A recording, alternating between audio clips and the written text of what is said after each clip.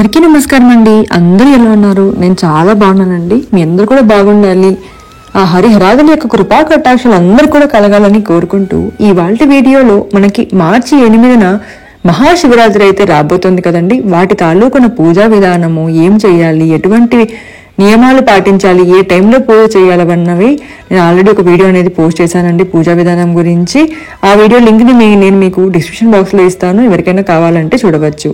అంతేకాకుండా ఇవాళ శివుడు అభిషేక ప్రియుడు కదండి. అయితే ఆ అభిషేక ప్రియుడికి కాసిన్ని నీళ్లు లింగంపై పోస్తే చాలు సంతోషించి మనకి ఎన్నో అష్ట ఐశ్వర్యాలని ప్రసాదిస్తారు. అయితే అలాంటి శివయ్యకి ఈ రోజున మనం ఇంట్లో అభిషేకం అనేది ఎలా చేసుకోవాలి, ఏ టైంలో చేసుకోవాలి, చాలా ద్రవ్యాలతో చేస్తూ ఉంటాం. పాలు, పెరుగు, అలాగే చిరుకు రసం, చాలా రకాలతో మనము అభిషేకం చేస్తాం కదండి. అలాంటి ఏ ద్రవ్యంతో చేస్తే ఏ ఫలితం అనేది వస్తుంది అనేది ఇవాళ వీడియోలో డీటెయిల్గా అయితే చెప్తాను. ఎక్కడా కూడా స్కిప్ చేయకుండా చూడండి. చాలా మంచి విషయాలు అనేవి ఇవాళ షేర్ చేయబోతున్నాను. నీలకంఠుని శిరస్సుపై నీళ్లు చెల్లి పత్రిసుమంత ఎవ్వడు పారవైచు గామధేనువు వానింటగాడి పసరమల్ల సురసాకి వానింటి మల్లె చెట్టు. అంటే మనము శివలింగంపై నీళ్లతో అభిషేకం చేసి పూలు, పత్రి అంటే మారేడు దళాలు, శివుడికి మారేడు దళాలతో పూజ చేస్తే, అంటే బిల్వపత్రాలతో పూజ చేస్తే చాలా మంచిదండి. ఈ రోజున కనీసం ఒక్క బిల్వపత్రమైనా మీరు అర్చన చేయడానికి ట్రై చేయండి. అలా శంఖముతో అభిషేకం చేసినట్లయితే చాలా మంచిదండి. ఆ శంఖం అనేది ఎక్కడా కూడా హోల్స్ అనేది లేకుండా, అలాగే బొక్కలు అనేది పడకుండా, బ్రేక్ అవ్వకుండా మంచి శివలింగం పైన మనం చేయడానికి ఒక శంకు అనేది తీసుకోవాలి. ఇలా మనం శంకు అనేది తీసుకొని స్వామి పైన ఓం నమః శివాయ అనే పంచాక్షరి మంత్రాన్ని చెప్పుకుంటూ ధారగా పోయాలి. ఈ రోజున ప్రత్యేకించి మనం ఎవరమైతే మారేడు దళాలతో స్వామి శిరస్సు పైన ఉంచి మనం పూజ చేసుకుంటామో వాళ్ళ ఇళ్లల్లో దేవతల గోవు అంటే కామధేనువు కాడి పసుపుగా పడి ఉంటుందంట. కల్పవృక్షం అంటే దేవతా వృక్షం కదండి. అలా ఇంటి ఆవరణంలో మల్లె చెట్టులాగా ఉంటాయంట. కాబట్టి శివార్చన అభిషేకం చేస్తే ఎన్ని అభిష్టాలైనా నెరవేరుతాయి, అలాగే సకల ఐశ్వర్యములు నెరవేరుతాయి. నిశ్చలమైన భక్తితో ఉద్దిరణుడు జలం అభిషేకించిన ఆయన సుప్రసన్నుడు అవుతాడు. ఈ రోజున ప్రత్యేకించి మనం ఒక్కొక్క ద్రవ్యంతో మనకి ఎన్ని వీలైతే అన్ని ద్రవ్యాలతో ఈ రోజున అభిషేకం చేసినట్లయితే చాలా మంచిదండి. శివరాత్రి రోజున మాత్రం చెరుకు రసంతో చేయకపోవడం ఇంట్లో మనకి మంచిది. మిగతా ఏవైనా ద్రవ్యాలు చేయవచ్చండి, ఒక్క చెరుకు రసం మాత్రం ఈ రోజు చెయ్యకండి. మనము ఏం చేయాలి, ఎలా చేయాలి అనేది ఒక్కొక్కటి వాటిలో ఉన్న పరమార్థము తెలుసుకుందాం. ఆవు పాలతో అభిషేకం చేయటం వల్ల సర్వ సౌఖ్యాలు లభిస్తాయి.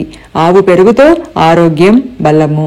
ఆవు నెయ్యితో చేయటం వల్ల ఐశ్వర్యాభివృద్ధి అనేది జరుగుతుంది. అలాగే పంచదార మనం అభిషేకం చేయటం వల్ల దుఃఖ వినాశనము, అంటే దుఃఖం అనేది మనకి రాకుండా ఉంటుంది. అలాగే తేనె అనేది తేజవృద్ధికి చేస్తుంది. భస్మజలము అంటే మనకి బూడిద అనేది, అంటే స్వామిది మనకి ప్యాకెట్స్లో అవైలబిలిటీలో ఉంటాయండి. వాటిని కొద్దిగా నీటిలో కలిపి భస్మజలంతో మనం చేసినట్లయితే మహాపాపహరణం అనేది కలుగుతుంది.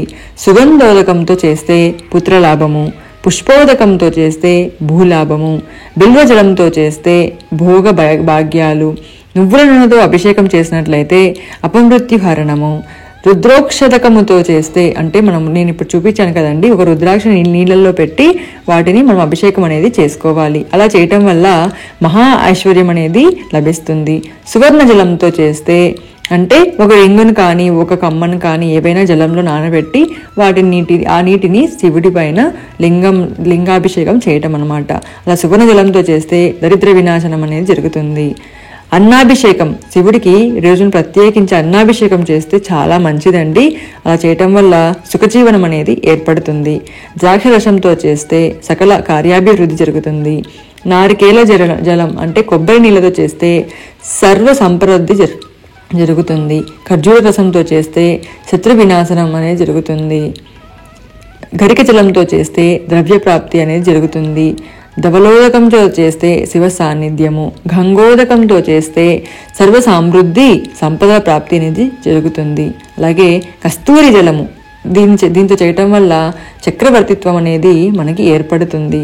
దాంతోపాటుగా పసుపు, కుంకుమ, విభూతితో చేస్తే మంగళప్రదము. అలాగే మనకి విభూతితో చేయడం వల్ల 1,000,000 రెట్ల ఫలితం అనేది లభిస్తుంది.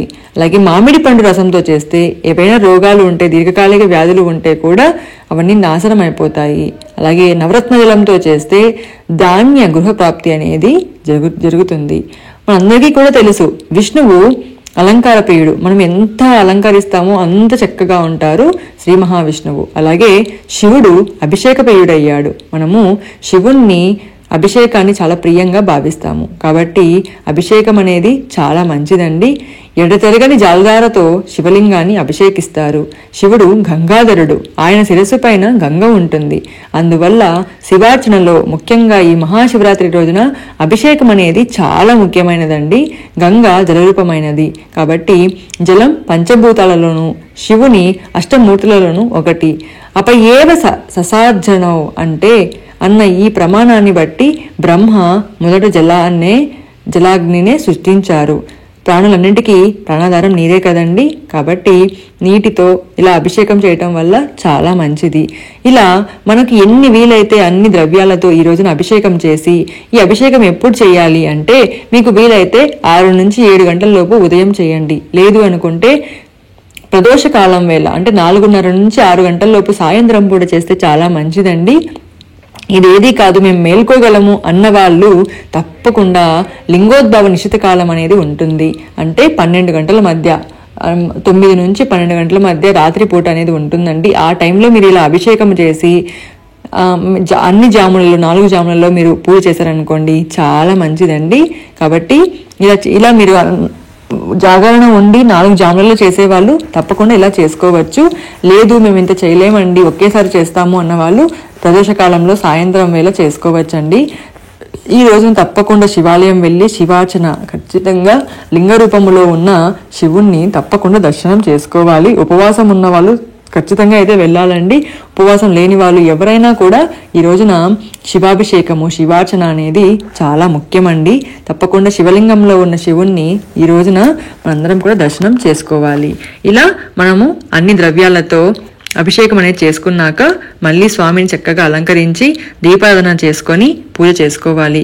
ఈ దీపారాధన, అఖండ దీపము, అలాగే జాగరణ, ఉపవాసం ఎప్పుడు ఉండాలి, ఎలా ఉండాలి, ఏ నియమాలు పాటించాలి అవన్నీ కూడా ఒక వీడియో అనేది చేశానండి.